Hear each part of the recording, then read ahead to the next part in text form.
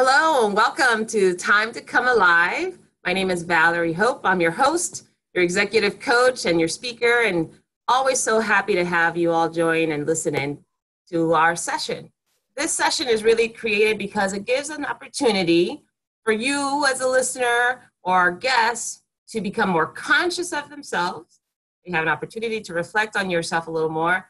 And because of that, you're able to connect with others more effectively and essentially be more open to create the things that I'm mostly committed to. So thank you all so much for taking some time to connect, to be more conscious, and to create with us.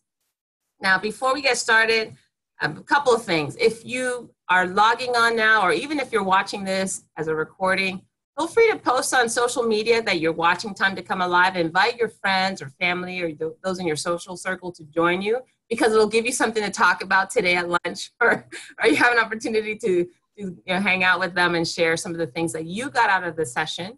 So feel free to post and let them know you're listening, and they can register on timetocomealive.com to join us live, or when they watch the recording, they can also subscribe afterwards so that they have an opportunity to get the podcast mailed directly to them.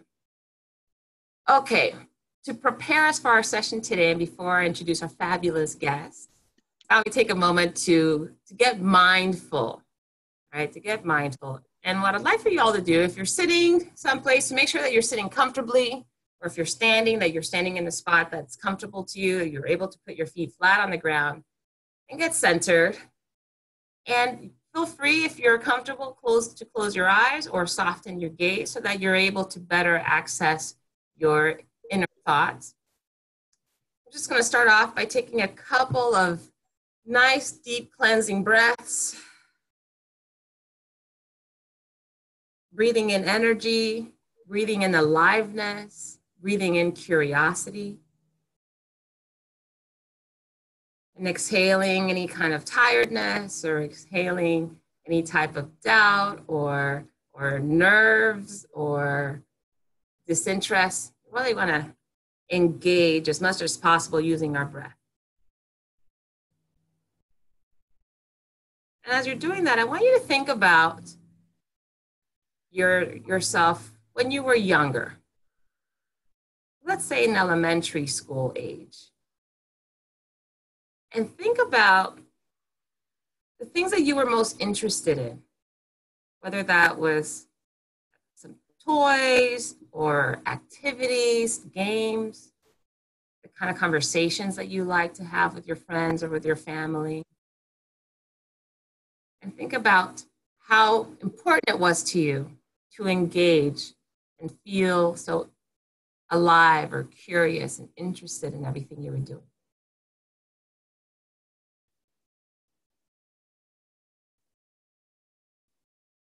Now I want you to think about, at the time, what impact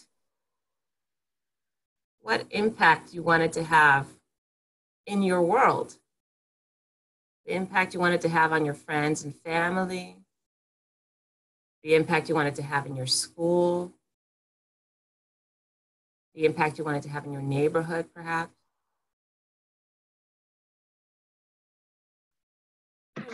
For that part of you. Now I also want you to think about fast forwarding to the present. And think about the types of conversations, the types of activities, games, perhaps, anything that you're interested in that seems to be a way that it wakes you up, makes you curious. Who are those people? What are those activities? What are those locations? And think about the impact you want to make today.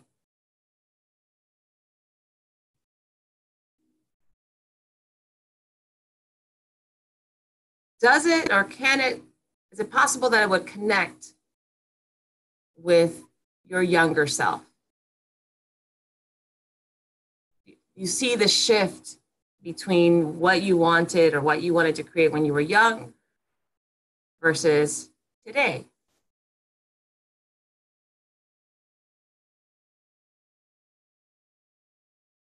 And today I'd like for you to spend the rest of your day figuring out how to continue to make an impact moving forward.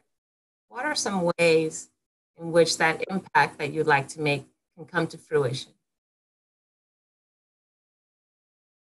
Just take a couple deep breaths and then refocus on the conversation we're going to have next. All right. I'd like to welcome our conversation today in our Time to Come Alive session, Shampaigne Graves.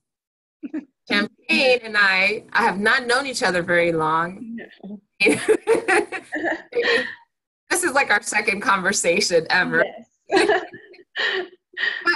but it goes to show that I think it's so important to have an open and a listening ear, because when I met you, Shampaigne, one of the things that I was most impressed with was, first of all, I hope you don't mind my telling people your age. No, you.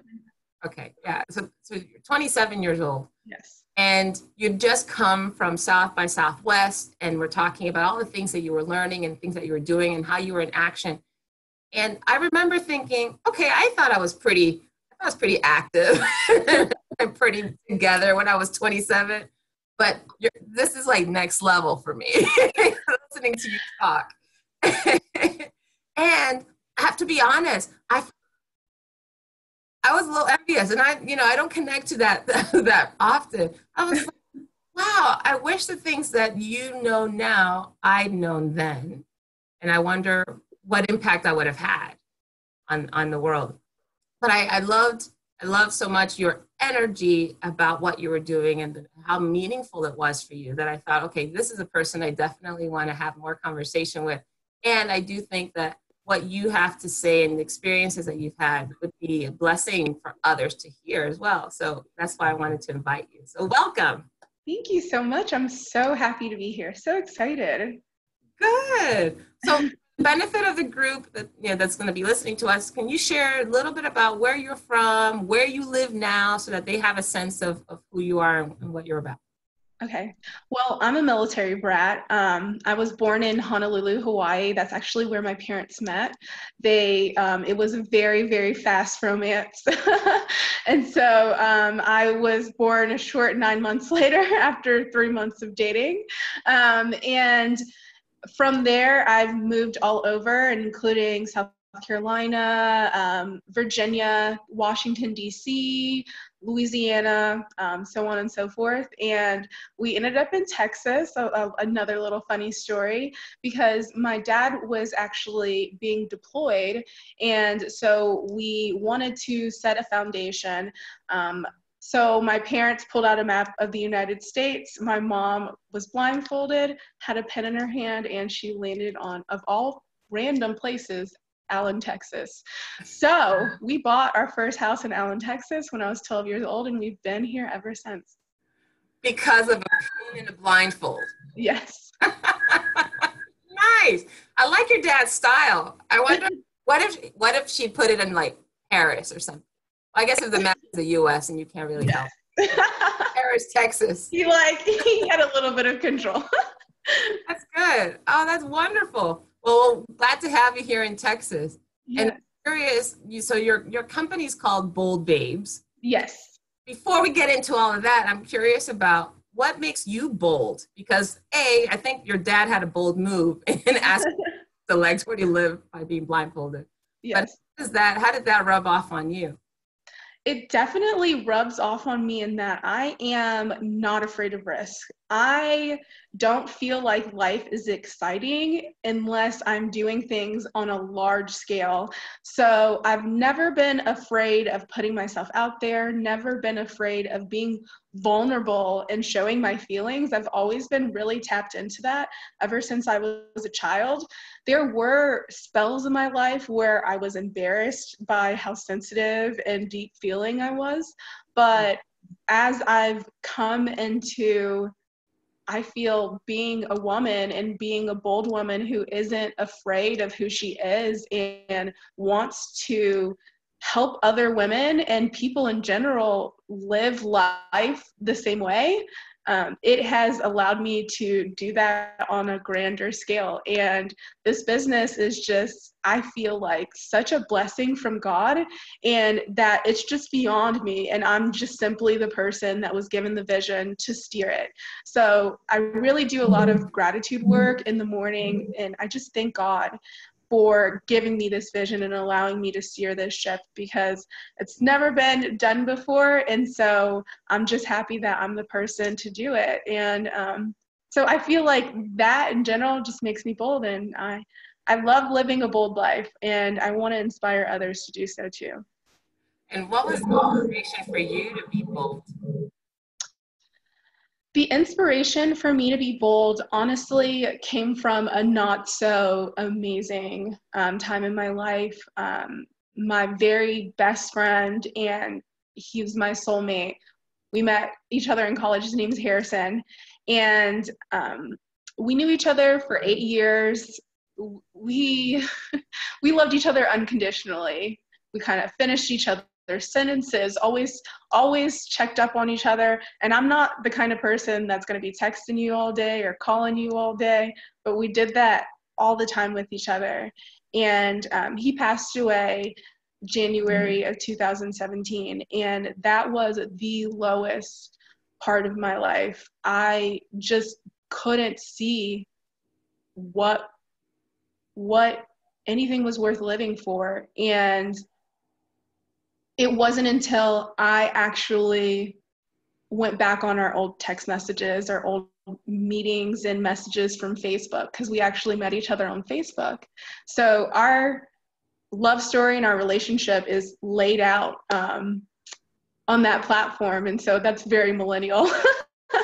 And so I went back on everything, and just listening to him and how he inspired me, and the things that he said about my trajectory and the visions that he had for my future, it really inspired me to just go for it and to be unafraid of the small things I was before, like being judged and criticized, for being vulnerable, for going big, for feeling like I was the one to do it. I had kind of taken this role of being humble, and I felt like I had to dim my light in order to have everyone around me feel comfortable with who I was. But after that experience, and having loved someone like that who loved me so much and saw so much in me, I couldn't let him down. I couldn't let myself down. And that's what I'm doing. I'm going for it. I am doing the things that he saw me doing, which was helping out young girls, inspiring people to change their lives and to go big and to not play small. So that is why I do what I do. Well, thank God for hearing. Yeah. That's beautiful. And I can see how you have used that particular experience, as devastating as the loss was, to really fulfill your mission. Yes. Fulfill your mission. And unfortunately for some of us, the loss is what gives us an opportunity to move forward. Mm-hmm. Sounds like it's Harrison, you said, right? Harrison? Yes, Harrison. Sounds like he's with you all the way. All the time. So it's can't wait to see the book that you put together.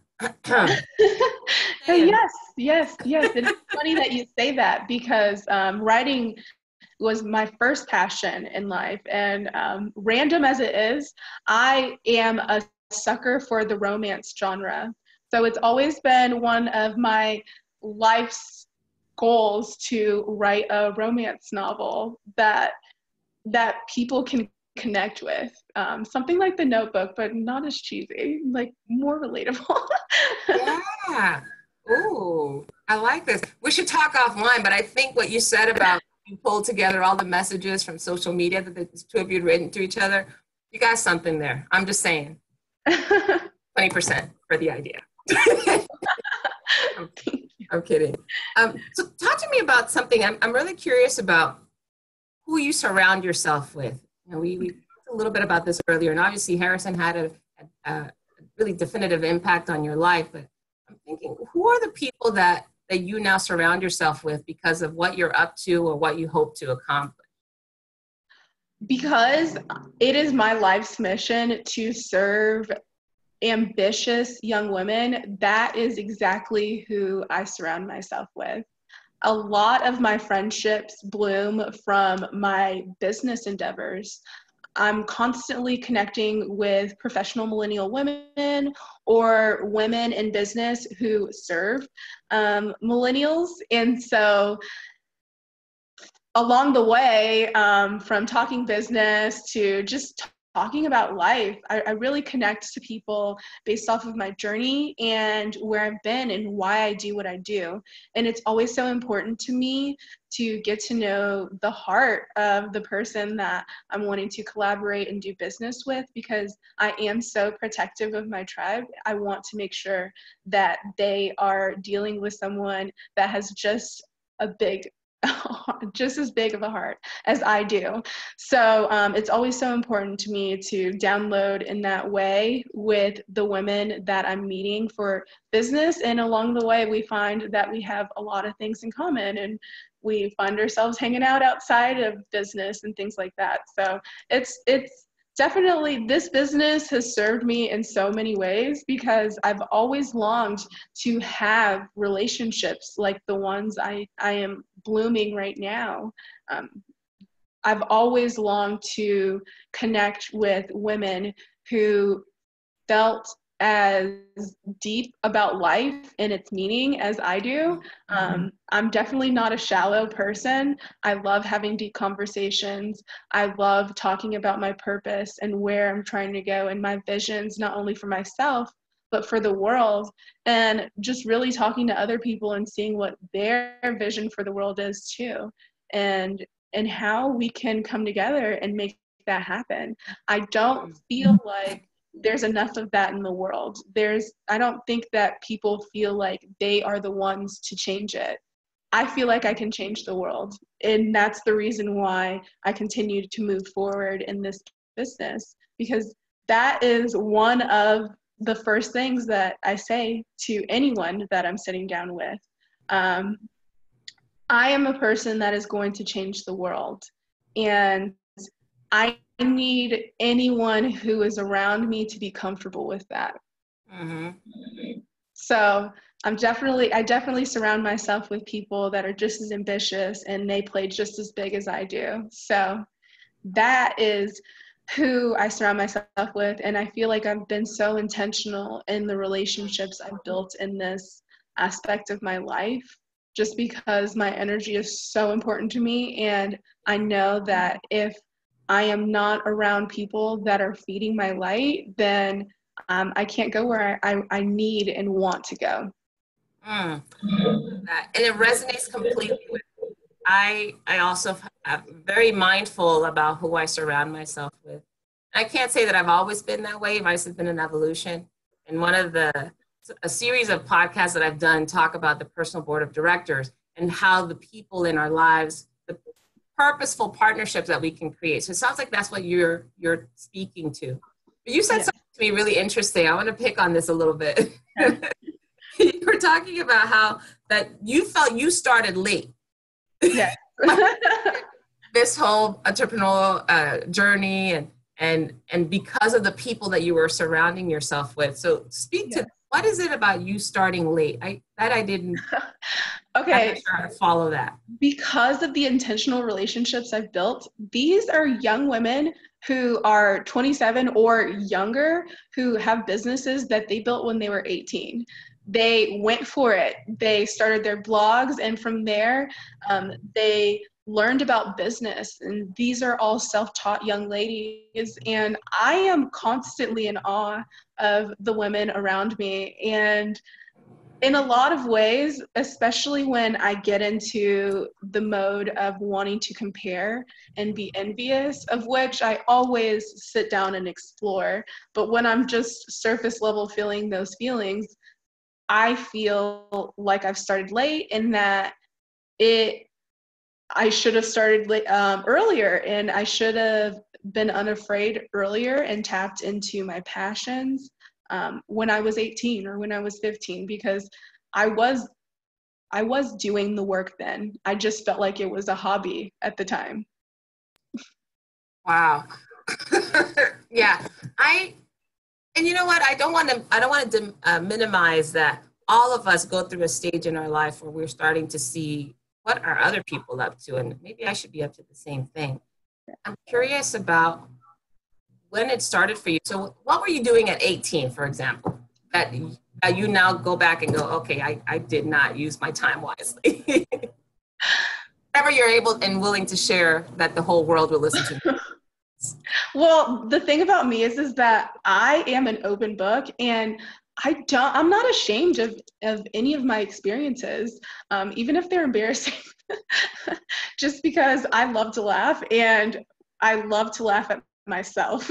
So I'm definitely not afraid to talk about me at 18, because I was definitely a wild child, and I'm a very spontaneous person who likes to take risks. And so at 18, that looked a lot different than me now and me taking entrepreneurial risks. At 18, it was, underage drinking and partying and stuff like that, and like doing all of those terrible things that you do when you're in college and you're alone for the first time. But I felt like that wasn't a productive use of my time. I felt like if I looked back, I would have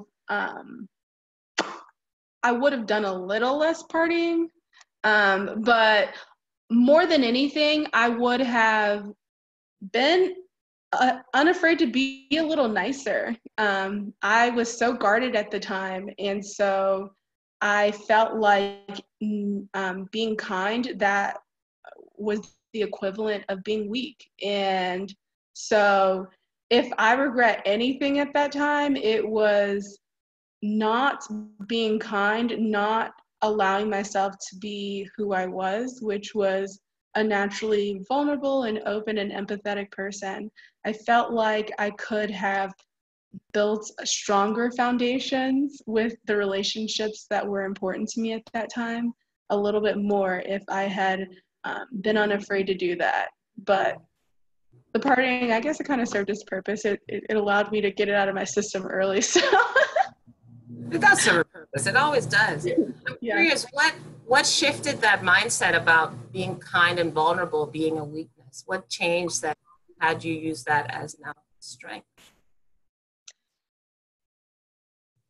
After experiencing Harrison's death, but even more so before that, I had gone through some things junior and senior year of college and experienced loss then. And it forced me to get into counseling for the very first time. And group therapy more than anything, which introduced me to the foundations that are so strong to me now, which is feminism and caring about women and understanding the societal pressures that we're under, and how that affects how we interact with one another. So that journey allowed me to be empathetic with everyone, because the most difficult relationships to me at the time were the ones that I had with women, surprisingly enough. And in that journey, in that space and time, and learning to love women, I learned to love myself, because I looked at things from a large picture perspective, that when other women were catty or jealous or rude to me, there were other things that were going on in the background that had nothing to do with me at all. So to give that woman grace was giving myself grace, because of me learning that, hey, at the time when I felt like kindness was a weakness, I was just being defensive. I just was a person who felt like they had been taken advantage of for being kind when they were younger, that felt like they were constantly wearing their heart on their sleeve with no benefit at all. And it took that experience for me to learn that that is okay. That's just who you are. You're a sensitive person, you're empathetic, you love people, and that's okay. And how people react to that, that is on them, and it has nothing to do with you. How do you react to that now? With my intentional relationships, they love it. They are so, to me, and what I've heard is they said it's refreshing to them to be with someone that isn't afraid to show their heart, especially in business, especially being a woman in business. What we do with Bold Babes, we're all about collaborations. This business has gone bigger just from valuing other women and the work that they're producing in the world. And I can't do that without knowing the heart of the woman that I'm sitting down with to do business. And so they love that I am trying to get to know them and get to know their heart and understand why they do what they do. And so that has allowed me to feel free in being who I am. That. I'm curious about what made you decide to go the route of entrepreneurship versus going to a more traditional organization. What made that decision for you? I've never been a 9-to-5 kind of girl. I just don't like the politics of corporate life, in that I don't like micromanaging. I don't like small talk. I don't care for force group projects. It all feels kind of, to me, especially as a person who has to constantly be doing something new, constantly be creating a different experience each day. I wasn't being fed in corporate life. And I can understand why it is important and why it is something that works out for a majority of people, because they don't like the risks of not having benefits, of not, knowing what you're going to do day in and day out. But entrepreneurship, that is exactly what it is. It's risk. It's something new every day. It's literally what I should have been doing from the start. That's how I feel, just because I feel like I was born and made for this life. Wow. One of the things when I met you that kind of struck me, and perhaps why, I think I had that twinge of like envy, like I said, a little jealousy. It was like, wow, I don't remember there being the freedom conversation when I was your age, right?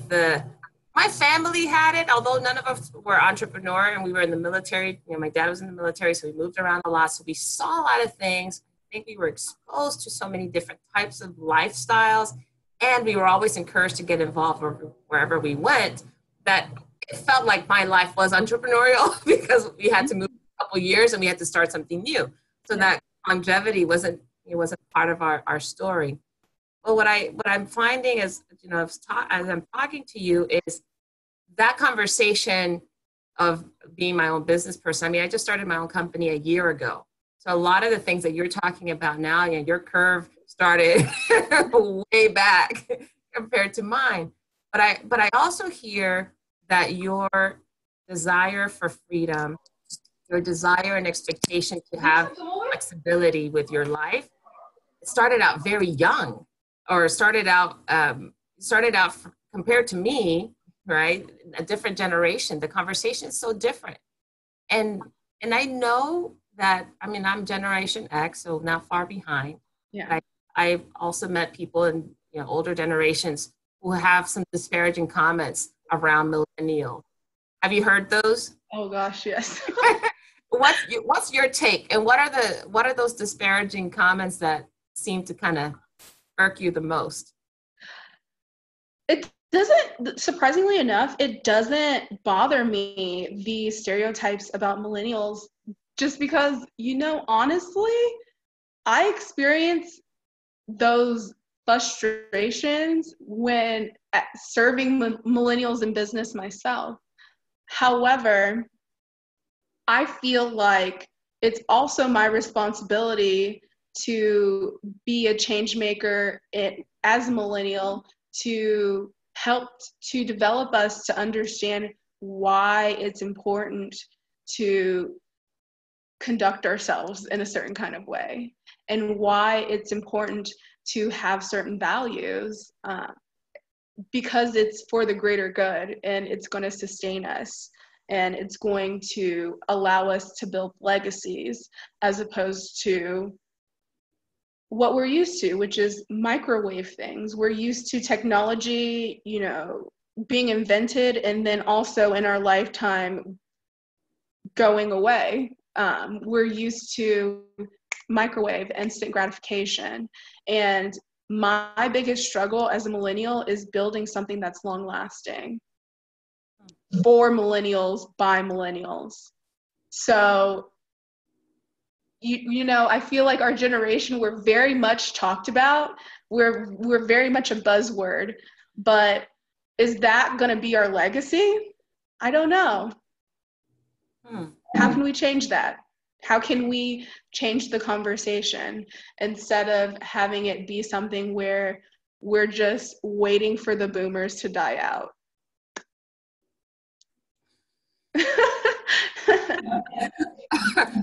Okay, I get that. And I'm curious though, so what are those values that you've had to shift, or the values that you're hoping to hone to have that legacy, to build something that lasts? What have you noticed is important or is missing? What's important and what's missing with millennials is vulnerability. We're afraid to feel, we're afraid, and that makes it hard for us to invest in one another emotionally. And what I've figured out in business and life and everything is that people invest in people and people connect to people, and it all just goes back to people liking people, wanting to be around them, or not liking them and not wanting to be around them. So being unafraid to be who you are, I feel like that is quintessentially missing with millennials. We are constantly fed images, narratives of who we're supposed to be, that so many of us have no idea who we really are. So getting back in connection with that and doing the work to actually figure that out, that is the values that I've developed that I want other millennials to subscribe to as well. Don't be afraid to be who you are. Don't be afraid to feel. That's what life is about. We're people. And we aren't just something that is here to live and expire. Mm-hmm. So I have a couple more questions, and then I'm going to get those that are on our session with us to weigh in. So I'll be thinking of questions or comments, reflections based on what Shampaigne has shared with us so far. So Shampaigne, a couple of things. One is, how would one support an environment where vulnerability becomes a norm? And I don't think that's shifted much in many of the generations, in my generation or even the ones prior. I do think that vulnerability has always been a risk for the human being. It really is. And I can also see that one of the shifts is that we're now talking about vulnerability, whereas before you didn't even talk about it. So now we're still probably a little bit reticent to be an open book or to open our heart. In some cases, I can now see that we're having more conversations about it. There are more resources, right? There's more training. There's on social media and on television, more conversations about it. I'm curious about, for you in your life, what does it look like to have a supportive community where vulnerability becomes a strength? I think before that can happen, there needs to be clear boundaries and rules of engagement. And there also needs to be a space that everyone knows is safe and inclusive. Give an example. Like what? Well, for example, what we do with all of our Bold Babes live events, before we start them, I will introduce myself. I will make sure that I tell the women that this is a safe space, that every woman here is valuable in whatever stage she is at in business, whether it's just the idea stage, or she has fully scaled and is profiting $1 million. The woman who has a business that is scaled is just as valuable as the woman who just has the idea.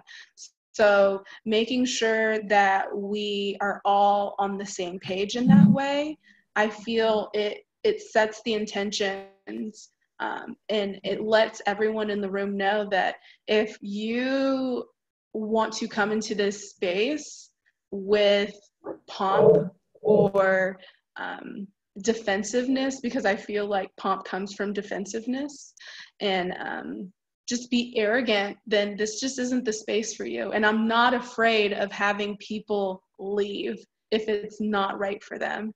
If being cliquish and catty and exclusive is something that you feel makes an organization valuable for you, then Bold Babes probably isn't right for you, and that's okay. There are other spaces that will probably serve you better. And me being okay with having women leave if it's not the right fit, or having anybody leave if it's not the right fit, is okay. And what I feel like that does is it helps set the tone for everyone who has stayed in the room to understand that their vulnerability will be protected. Them being themselves and them sharing their heart, that won't be used against them. I think you hit the nail on the head with when you talked about introducing yourself and then making sure that everybody knows that in that room, everyone's valued, regardless of what stage they are in their journey. And when I think about organizations, corporations, nonprofits, government agencies, you name it, I think that's the one ingredient that might be missing, or that may need to up the dose, because it may be happening in pockets, but as an organization, it may not show up. And that's where every single person has value, rather than seeing one is right and one is wrong, one is good, one is bad. Or there's all this morality that we have around people's contribution, or people's personalities, or people's styles, or people's work experience. We have all these different judgments about what it sounds like to me that you're making a conscious decision to let people know that we're not judging any of that, especially in the area where you might feel the most vulnerable, or you might feel the most on the spot, is how much or how little experience you might have. Yes. And I feel like that might be that missing ingredient for organizations that are working and wanting to grow, wanting to produce something that's long lasting. Because if we're thinking about long lasting, we're really thinking about how to engage a human being beyond their quote unquote expiration date, right? Beyond the time where their knowledge, where their skill is outpaced by either technology or outpaced by the needs of customers. But what I hear you saying is that if an organization, or in this case, you as a leader, the value of every single person in the room, or every single person that you're doing business with, that person will put themselves out even further. They will go the extra mile. That's kind of what I took out of what you said. Yes. What thoughts on that? I agree. I feel the exact same way. And I feel that has allowed us to be so successful so quickly. I started this business July of last year, and since then, I've grown in our corporate team. We've grown in our membership numbers. I am already profiting in this business, and that was not expected at all. I am getting the chance, more than anything that's so special to me, I'm getting a chance to love myself and what I produce for the world, I'm getting a chance to be proud of my work. And I've longed for that since I was young. I've always wanted to make an impact on the world. And now I can finally see it. I can finally see how I'm going to do it. I've always felt like I was going to do it. I was going to change the world. I just didn't know how. And me feeling so lost in those years, that was me figuring out my how. And now that I have it, I'm just so passionate about it. It's my baby. And I want to raise a child that that goes out and does amazing things in the world. And this business, it's changed me, and I love seeing how it changes other women as well. The fact that so many of our members are making business deals and collaborations and sales and relationships because of this platform, and I'm not even around, that just makes me so proud, because that's what I want more than anything. I want to build a legacy, and legacies live beyond the person in the body. And so I feel like being able to see how that's happening now and being alive to experience it, I just feel so blessed. That's exciting.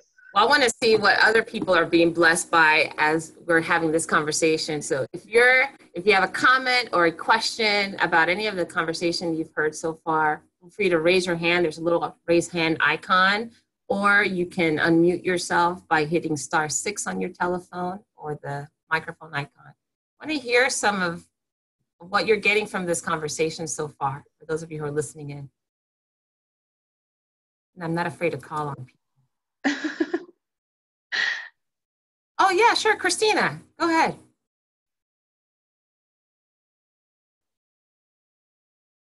Let me unmute you, Christina. All right. Am I unmuted? Yes. It's, first of all, I think you do have a good book idea, right? The idea of your Facebook relationship. So if Donald Trump can make a book about his tweets, or somebody can make a book about his tweets, you definitely have a good book idea. So please do it. I think you have an audience for it. Thank you. It's interesting listening to you. I have tons of questions in my mind, just like sustainability for your company. It's great. It's taken off. What are your plans for sustainability, for the long-term sustainability? But all of it, though, it's been a nice conversation. I'm here. I'm at my office. I don't always get a chance to be on these calls, so I'm happy I'm here to listen to you. But, it's funny, I listen to you, and I'm trying to create that millennial environment for my team. I can't tell you right now who's out there on my team. They're out there somewhere. I know they're doing work, but that's not for me to worry about, right? And it's not for me. I'm just giving them, the ideas and the platform to do great work and to enjoy that millennial environment for those folks that are kind of in, my area. So anyway, so all of it, I feel like it's relatable, and I love millennials. They keep me young, and they bring me ideas. So I love it. And totally about collaboration. So I love it. And inclusion and diversity. So I love it. But yeah, that was, I think, my biggest question in listening to you is like, how do you, because I went to Gold Babes. I saw kind of your launch video. I loved it. You're so open. But I'm just kind of curious just how you plan just to make sure that it's sustainable, that this is not just a really, pop-up fad. I'm just curious about that. I guess that's the biggest thing on my mind right now. Well, there was actually a space and time where I took a couple of months and I was just very quiet in my business. And that's when I built our internship program, because I knew that I couldn't steer this ship alone. And from the very start, I knew that it had to be a group endeavor. And honestly, I am still very much a startup, and I don't have a ton of funding to pay a team. But I do have a vision and a company that people are passionate about. And so I really capitalized on that in our internship program. And so there are tons of millennials that applied to the internship program. I think we got over 100 applications, which was beautiful, amazing. And it has allowed me to not only look at how I can sustain this business through their ideas for it, but also it has allowed me to invest back in them, which has made them so passionate about keeping this business around. They want to do what they can to build it to a platform where I can pay them and they can stay around and they can be on full time. And along the way, I'm teaching them all the things that I've had to learn by bootstrapping my business.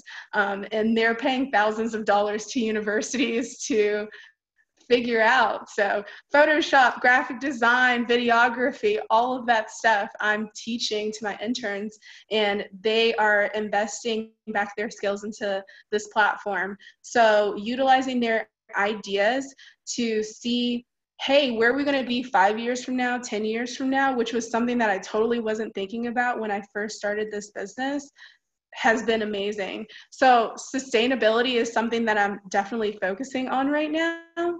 And we plan to stay around and keep being the legacy I want it to be by building our own community platform. So we're currently talking to developers. We're building our own app, and then also our own social network of sorts. So we're really excited about that. And I feel like that will be the legacy of Bold Babes, and it'll stay around beyond me. So I'm really excited about that. You know, I think Christina, in your answer to how to engage your team, it sounds like for sustainability, the people that are going to be served or the people who are somehow involved in producing have to have a say in what is going to be, how they're going to sustain it, right? And by engaging them in such a way, they want to see it succeed. Now, I've worked for organizations that I've been really passionate about, and yeah, I'll do what it takes to make sure that the organization outlives me. But it sounds like that, you know, Shampaigne, what you just said is they have to somehow connect with you and connect with your vision so strongly that they're willing to invest the time, energy, and effort that it takes to continue to sustain it. Yes. So Christina, there you go. Get those millennials get some whiteboard, start posting some ideas. Yes. Yes, we actually have a sheet in our Google Drive called our ideas. So anytime we have a good idea that pops up, I encourage all my team members to utilize that. And during our monthly team meetings, we'll go over those ideas and see when we could possibly implement it. If it's not now, is it 3, 4, 5 years from now, or is it even valuable for what we're trying to do? Right. Very cool. Anything else, Christina? No, it was very inspiring. Very, very inspiring to hear it all. And I understand completely. I mean, people want to work for somebody they believe in, not necessarily what they're doing. So completely agree. I think it's a great approach. Very cool. Good. All right. Who's next? Who'd like to share either an insight that you've had since Shampaigne and I started our conversation, or a question that you might have about it?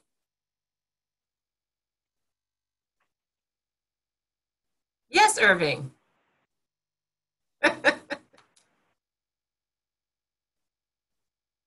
I'll unmute you, Irving. Oh, yes. Hi, how are you guys? Hey, welcome. Oh, well, it's not like a comment, no, not like a question. I was intrigued by one comment that Shampaigne said about that she felt a little bit late to jump into the entrepreneurial life a little bit late. Mm-hmm. I don't think, well, everyone has their own process, you know. We, all of us have our own process. I was part of the corporate life for like almost 18 years or something. And I was very happy with what I did, or what I was doing. I mean, I was really enjoying traveling around the world and having different kind of projects every time and working with people and being part of, I was leading my own team of, it was a huge team. I mean, but there is something that something happens in your life that you realize that you need to do something else, that you want more, you need to do something different for you. So when the time comes for you, it will come. if you are 15, if you are 18, if you are 20, if you are 40, that was when it happened to me, or if you are 50 or 70 or any kind of age and you want to start something new, I mean, working for yourself, I think it's a moment. Because in every stage of your life, you have different set of skills, you have different experiences, you are a different person. If I compare myself with the person that I was when I had 18 years, oh my God, I was such a mess. I mean, I was in college, I was doing something completely different. And well, it hit me when I was 40 that something happened in my job and something happened in my life. It was a lot of different conditions. And I think Champagne say the same. I mean, I don't think there's like a late moment to jump into this. It's when it hits you, that's the right moment, and you need to start working from it, and that's it. I think that's beautifully stated. One thing I would add to that is the awareness. I think what you're pointing to, Irving, is the awareness of it. Yes. Some people are aware of it, very young, but don't take any action. I think happening, at least from what Champagne shared, is that the span of time between the awareness of that passion or that idea or that desire and the action to actually move in the direction is shorter. It's not like I'm going to wait for 30 years before I start to live the life that I think I'm supposed to live or use the gift or the talent that I think I'm supposed to use. It sounds like that span of time for them. But you're different, or just say your awareness or your skills or your idea, your mindset, whatever is different. I mean, I was super happy. I don't regret working in the corporate world for 18 years. But now that I'm, well, we already had this conversation before. I'm a travel agent now. I was working in telecommunications industry. I was, in big companies. I was very well paid. I don't regret any of that. But now that I'm helping people to get to places, to achieve dreams, to be out of the country for the first time, or to have an amazing vacation in some place, I mean, it helps. It really fills me. I mean, I really feel blessed helping all these people to achieve dreams and to get these amazing experiences. I mean, it's different. I never realized that it was a time for me to do something like this, but now that I'm doing it, I'm happy. I'm super happy. I feel blessed. And what's the vision now? That's a good question. I want to keep doing, I really want to do this maybe in different markets now that I'm 2 years working on it. I have like 2 different niches that I really want to explore and I want to work. And I really want to keep doing this for the rest of my life. I don't see myself doing something different. Now that time I want to focus on something. For example, for me now, my next market, and it's something again I'm currently exploring, I love wine. Wine is one of my passions. I studied a lot about wine. I know some places. I travel a lot. I know some very nice regions in Argentina, in Spain, in France. And my next niche will be wine travel, such as amazing cruises inside the rivers in France, or going to visit some wine houses, vineyards in California, or maybe in Argentina, or maybe in Spain, and get amazing flavors, amazing experiences. That's a niche I'm going to work with, and that's my vision at this moment. I love it. I love it too. Well, I love that you have a vision. And here's the thing. One of the things that I've learned is, you have to have a vision, right? And then the time gets shorter of taking action to the vision when we just follow the curiosity. I heard recently that, most times when we want to make a career move or we want to start off in a company or something, many people think that they have to have everything like laid out. No. That leap is so big. That leap is so big that it can sometimes take people years just because they're so fearful or anxious about what could happen, and then to line everything up just so. the challenge that I heard, which I thought was brilliant, is having a vision, like you just shared, Irving, and being so clear about it, or at least talking about it. And then how do you live that vision now? Like, what's the step that will take you in that direction? And so getting to that next level becomes a series of small adjustments as opposed to like this huge leap. Mm-hmm. What can one do today to help get to the next next step? but sometimes you don't even know where to start. Totally. But you need to start with something. I mean, again, I'm coming from the corporate world.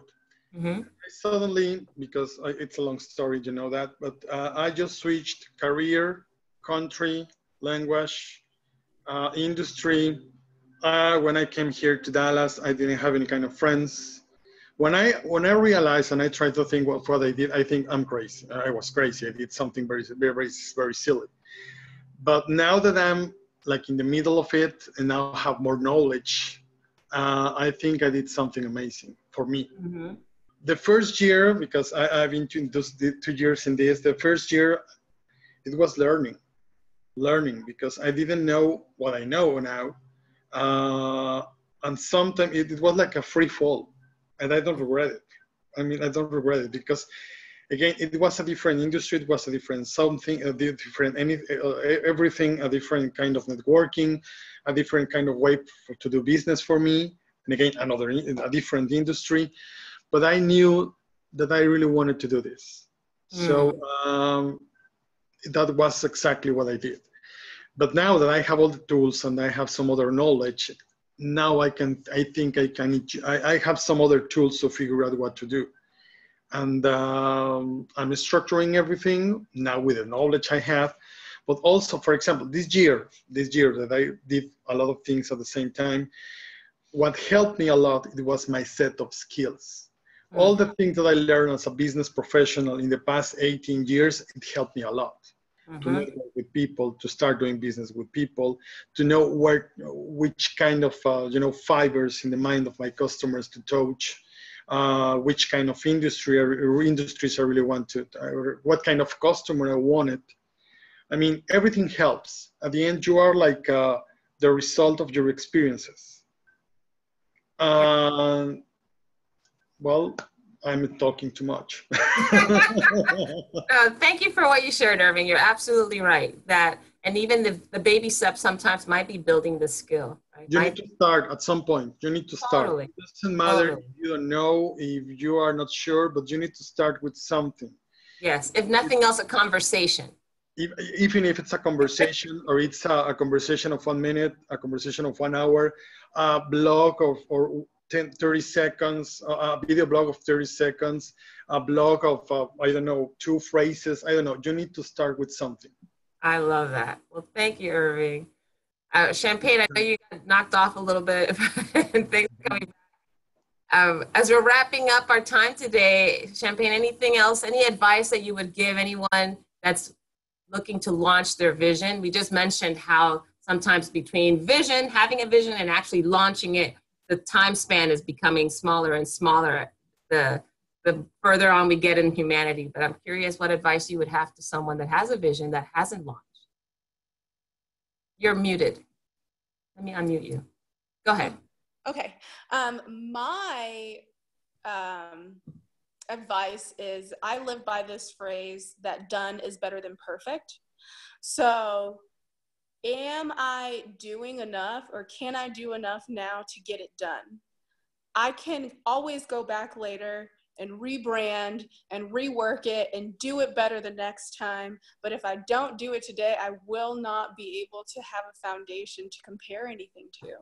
So let's get it done today, and let's do it today, because half of business is market research.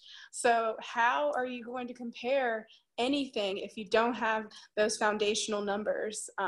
You can't get them unless you get it done. Love that. Okay, so that's your challenge, everybody. As you're listening to the wise words of Shampaigne Graves here, the founder of Bold Babes Company, that you go and get something done. Whatever that baby step is, that you have a vision, you want to see come to fruition, take a step in that direction. Have a conversation like Irving said, or start to see what skills you might have that you could apply to your vision. But your goal is between now and the next time we have our session is to get something done. I'm curious to hear about it. So post on social media. Feel free to go to my page, Connect to Joy on Facebook.